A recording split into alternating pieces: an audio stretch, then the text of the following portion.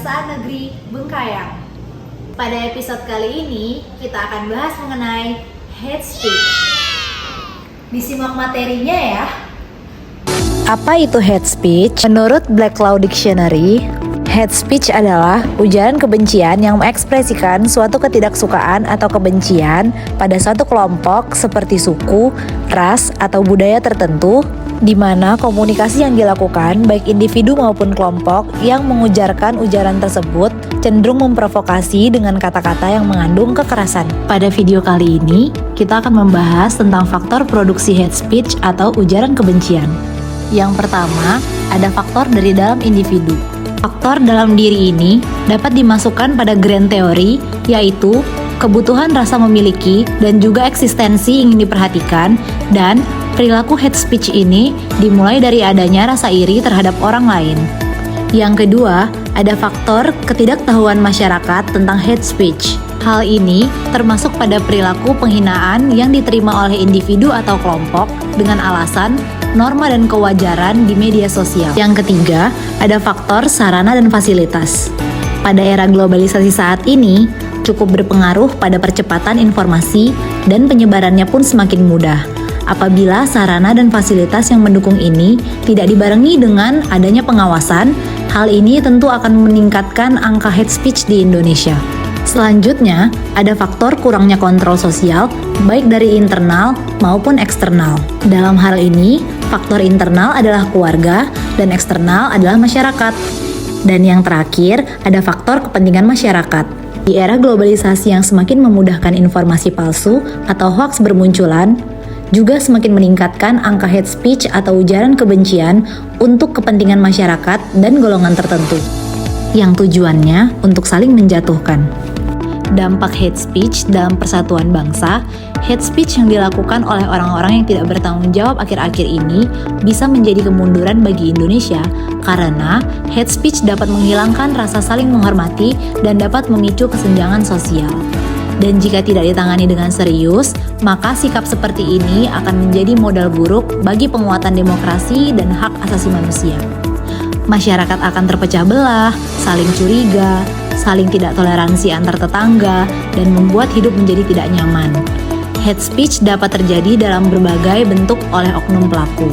Pelaku akan membuat hate speech yang menghina suku, agama, ras, dan antar golongan atau SARA. Apabila masyarakat tidak dapat berpikir jernih, saling membahas konten yang berisikan hate speech tersebut, maka media sosial di Indonesia akan menjadi kotor dan penuh dengan ujaran kebencian.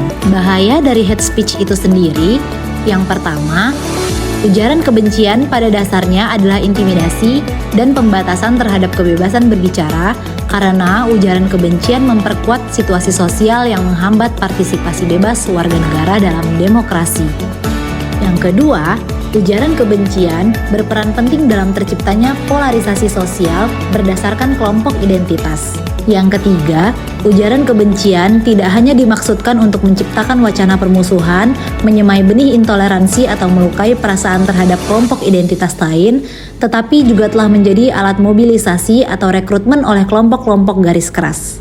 Yang keempat, ujaran kebencian mempunyai kaitan baik secara langsung maupun tidak langsung dengan terjadinya diskriminasi dan kekerasan. Lalu, untuk menanggulangi hate speech di Indonesia agar tidak menjadi suatu fenomena yang dapat memecah persatuan bangsa, dapat dilakukan dengan cara yang pertama, meningkatkan kesadaran diri sendiri untuk tidak melakukan komentar yang isinya ujaran kebencian, baik secara langsung maupun di media sosial. Yang kedua, adanya sosialisasi. Sosialisasi ini memberikan pemahaman kepada masyarakat agar lebih berhati-hati dan lebih bijak dalam menggunakan media internet, khususnya media sosial, sehingga tidak sembarangan untuk menyebarluaskan informasi yang mengandung kebencian maupun informasi lainnya yang belum jelas kebenarannya. Solusi yang ketiga, ada kerjasama antar instansi. Untuk memaksimalkan jaringan kerjasama kepada seluruh instansi pemerintah, terutama di bidang komunikasi dan informasi, yang berwenang untuk memblokir serta mengawasi internet yang mengandung ujaran kebencian atau hate speech. Dan yang keempat, ada penegakan hukum. Bahwa di Indonesia sendiri ada regulasi yang mengatur mengenai hate speech, yaitu Undang-Undang Nomor 1 Tahun 2024 tentang Informasi dan Transaksi Elektronik, di mana pasal yang mengatur adalah pasal 28 ayat 2, Junto pasal 45A ayat 2 yang menyebutkan siapapun yang menyebarkan informasi yang bertujuan untuk menimbulkan kebencian atau permusuhan terhadap kelompok masyarakat atau individu tertentu berdasarkan SARA dapat dipidana dan sanksi yang dikenakan adalah pidana penjara maksimal 6 tahun dan atau denda maksimal 1 miliar rupiah. Sekian dulu materi tentang hate speech. Hati-hati bermedia sosial ya guys. See you on next video. Bye!